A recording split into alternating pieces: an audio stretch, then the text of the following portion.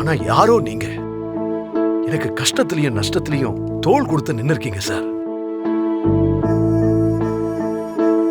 ஆரம்பத்துல உங்களுக்கு எவ்வளவோ கெடுதல் பண்ணிருக்கேன். அப்படிப்பட்ட எனக்கு நீங்க எவ்வளவோ நல்லது பண்ணிருக்கீங்க. உண்மையாலுமே உங்ககிட்ட இருந்து நான் நிறைய கத்துக்கிட்டேன் சார். அதெல்லாம் ஒண்ணும் இல்ல சார். நூலை போல சேலை, தாய போல புள்ளன்னு சொல்லுவாங்க.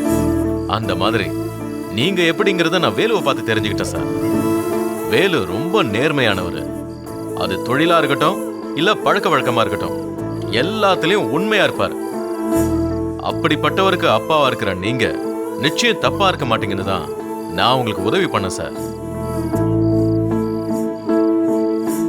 கோவத்துல நீங்க என்ன சில நேரங்கள்ல காயப்படுத்திருக்கீங்க தான். ஆனா அதுக்கு பின்னாடி உங்க பையன் மேல உங்களுக்கு இருக்க அன்பையும் அக்கறையையும் நான் புரிஞ்சுக்கிட்டேன் சார். அதனால எனக்கு உங்க மேல எந்த வருத்தமும் கிடையாது சார்.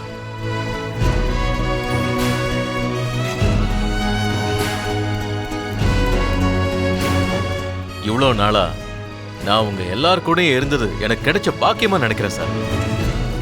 ஒவ்வொரு நாளும் வெளியே போயிட்டு வீட்டுக்கு வரும்போது என் மனசு அவ்வளவு நிறைவா இருக்கும் சார். ஆனா அது இனிமே இருக்காது. நீங்க எல்லாரும் போனதுக்கு அப்புறம் யாருமே இல்லாத வீடு வெறிச்சோடி இருக்க போகுது. அந்த ஒரு வருத்தம் தான் ரொம்ப கஷ்டமா இருக்கு சார். சார், நீங்க இப்படி எல்லாம் ஃபீல் பண்ணவே கூடாது. நாளையில இருந்து தினமும் லஞ்சுக்கு நீங்க எங்க வீட்டுக்கு தான் வரணும். இல்லனா நாங்க உங்க வீட்டுக்கு சாப்பிட வந்துருவோம். கண்டிப்பா வர வேலை. என்ன உங்க வீட்டுல ஒருத்தனா மதிச்சு என்ன கூப்பிட்டீங்க பாருங்க, எனக்கு ரொம்ப சந்தோஷமா இருக்கு வேலை. சரி சார். சாப்பிடுங்க சாப்பிடுங்கண்ணே. சக்தி, நீங்க 2 பேரும் சேர்ந்து உட்கார்ந்து சாப்பிடுங்கம்மா. இல்ல பரவாயில்ல மாமா, நீங்கெல்லாம் சாப்பிட்டு முடிங்க, நாங்க அப்புறமா சாப்பிட்டுக்கிறோம்.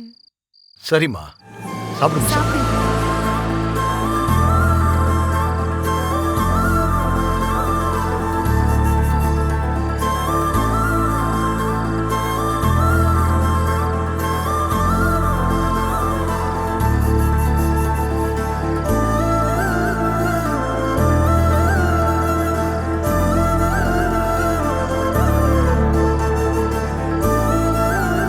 அக்கா, நான் உள்ள போய் பாத்திரம்லாம் எடுத்து வைக்கிறேன். சரி சக்தி, நான் பாத்துக்கிறேன், நீ போ.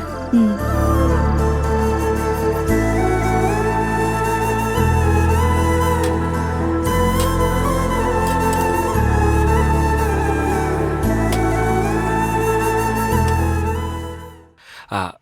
சக்தி,